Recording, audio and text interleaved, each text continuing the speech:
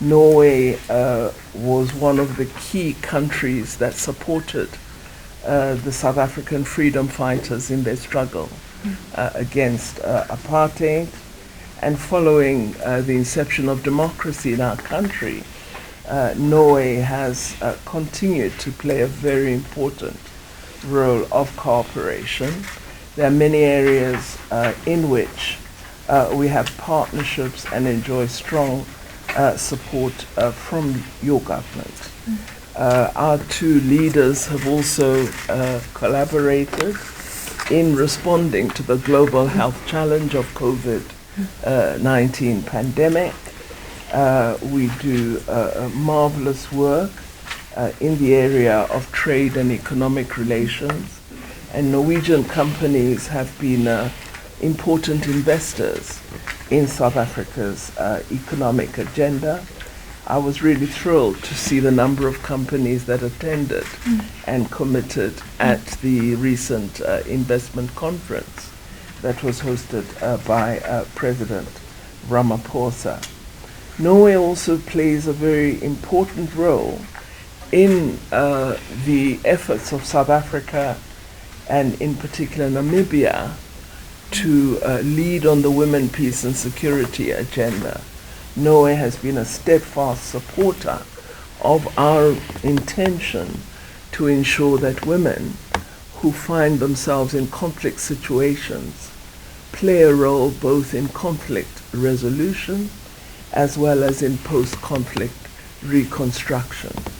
The very important program that we jointly support of Women in Dialogue through the Gertrude Schulpe Dialogue series on women, peace and security is supported very, very, very strongly by Norway and South Africa working closely together.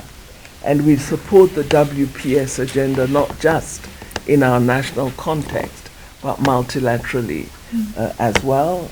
In the context of the UN General Assembly, we've often convened other colleagues and women in the non-governmental sector to encourage them to more firmly support the need for ensuring that women are not treated as bystanders when there's conflict, when there are negotiations, and when countries begin the process of transition toward post-conflict stability.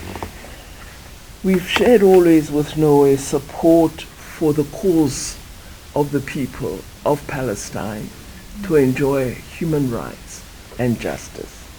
And this has been really, I think, really encouraging, because I think Palestinians don't often enjoy support from all countries in the West. And so Norway, as a committed human rights activist country, has been a very, very vital adherent to the importance of ensuring that we do support the people of Palestine, and that we articulate to the world that human rights don't belong to some people. They should be enjoyed by all people. And I really admire Norway for its steadfast position in this regard.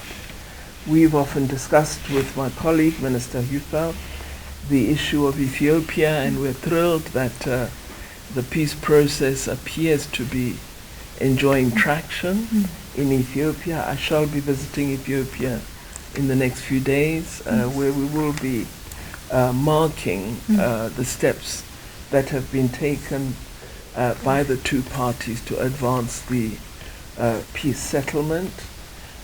We share concern about the developments in the Sahel region. It is important that we end that conflict. One of the issues of concern to us as South Africa, as we all wish for peace between Ukraine and Russia, the concern is the manner in which conflicts in developing regions of the world have been rendered invisible. Hundreds of people are being killed in the Sahel countries on a daily basis, and their plight has been forgotten and neglected.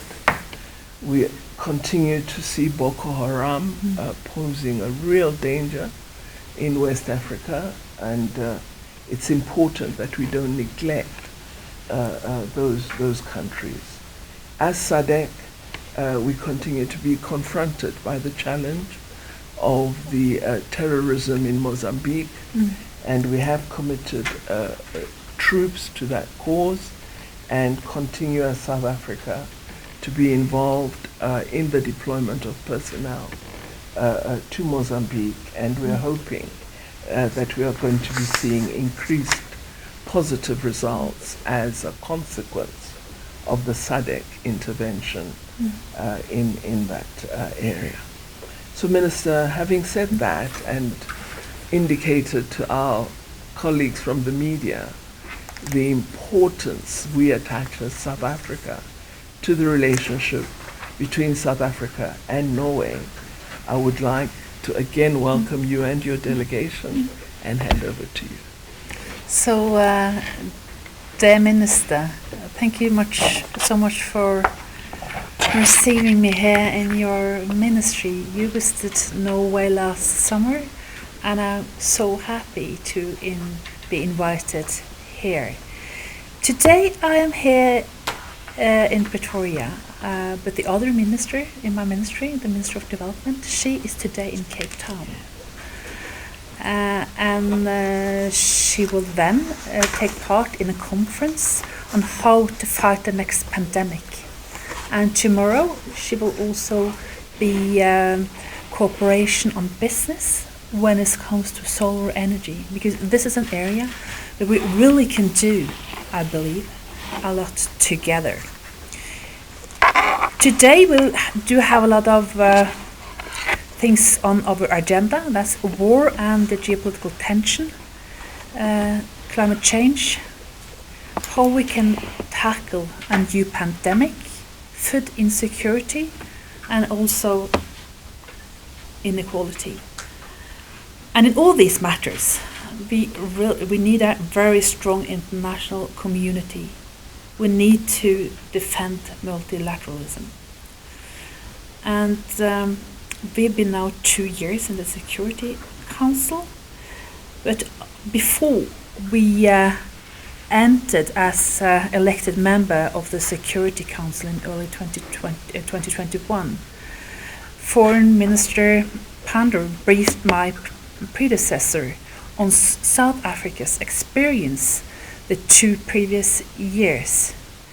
So we have learned a lot from South Africa when it comes to defending international order and international law and multilateralism.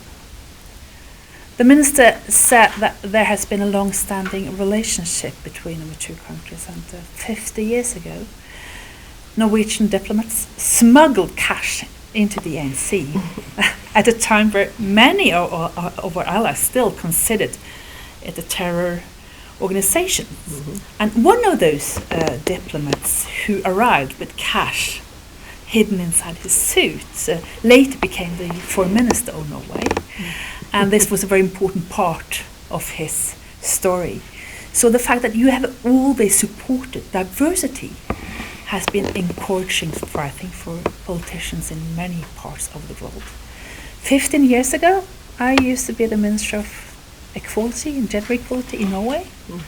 And then I introduced the Same-Sex Marriage Act. And I remember then really clearly that people told me that this was not tried before, we must build on experience, and I tell them very clearly, 2 countries have already paved the way, and that is South Africa and Spain.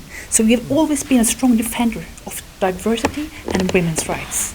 And in this regards, we are certainly very, very strong allies. Today we will also, of course, discuss the terrible situation in Sudan. I talked to the ambassador last night. You have South Africans in Khartoum. Yes, we do. And also other places. We have embassy staff. Yeah. And we have South Africans in Khartoum, ordinary working citizens who have employment in Sudan, and we have several outside of Khartoum.